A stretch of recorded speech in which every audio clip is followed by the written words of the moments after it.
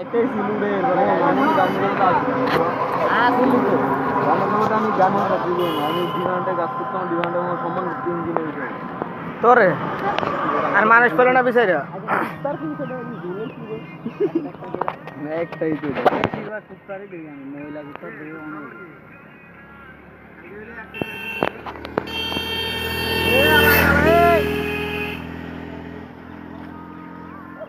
ওই যে বাজে বাকি ফোন দেয় দিবি ফোন ধরছ না কে